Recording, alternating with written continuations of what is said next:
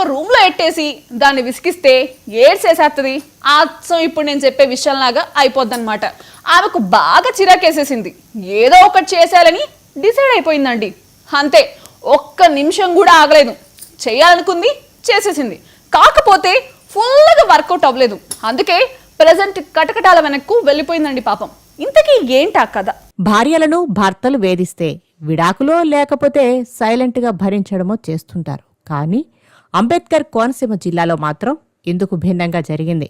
మద్యం సేవించి తరచూ వేధిస్తున్నాడన్న కోపంతో ఓ భార్య నిద్రిస్తున్న తన భర్తపై పెట్రోల్ పోసి నిప్పు పెట్టింది. అతడు బయటకు రాకుండా గడియ పెట్టింది. బాధితుడు 80% పైగా తీవ్రంగా గాయాలతో ప్రస్తుతం కాకినాడ ప్రభుత్వ ఆసుపత్రిలో చావు బతుకుల మధ్య ఊగుతున్నాడు. కొత్తపేట నియోజకవర్గం గోపాలపురంలో జరిగిన ఈ ఘటన సంచలనం రేపింది. ఆటో నడుపుకునే గోపాలపురానికి చెందిన మట్టా శ్రీనుతో నేపాల్ నుంచి తాడేపల్లిగూడెంలోని క్యాథలిక్ మిషనరీ సంస్థలో ఉపాధి కోసం వచ్చిన ఓ ప్రైవేటు స్కూల్లో టీచర్గా పనిచేస్తున్న ఏంజలినా జెనిఫర్ థామస్తో పరిచయం ఏర్పడింది. ఈ పరిచయం ప్రేమగా మారింది. 12 ఏళ్ల క్రితం ఇద్దరూ పెళ్లి చేసుకున్నారు. 2 పిల్లలు కూడా ఉన్నారు. బీఈడీ చదువుకున్న ఏంజలినా ఓ స్కూల్లో పనిచేస్తూ కుటుంబాన్ని పోషిస్తోంది. పెళ్లి తర్వాత శ్రీను ప్రవర్తనలో మార్పు వచ్చింది. రోజూ మద్యం తాగి వచ్చి ఆమెను హింసించేవాడు. కరోనా తర్వాత ఉపాధి నిమిత్తం భార్య ఏంజలినాను గల్ఫ్కు కూడా పంపించాడు. కొన్ని నెలలకే తిరిగి ఇంటికి వచ్చేయాలని తరచూ ఫోన్లు చేయడంతో తిరిగి గోపాలపురం వచ్చేసింది.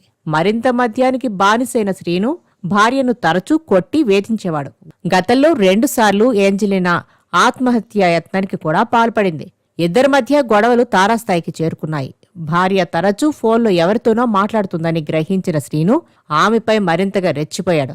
వేధింపులు ఎక్కువయ్యాయి. ఏంజలీనాలో ఓపిక నశించింది. భర్తను చంపడమే పరిష్కారం అనుకుందామే స్కెచ్ వేసింది. ఓ రోజు తెల్లవారుజామున 3 గంటల సమయంలో తన దగ్గర ఉన్న పెట్రోల్ను నిద్రిస్తున్న భర్తపై పోసి నిప్పు పెట్టింది. బయటకు పారిపోకుండా గడియపెట్టి పక్క గదిలోకి వెళ్లిపోయింది.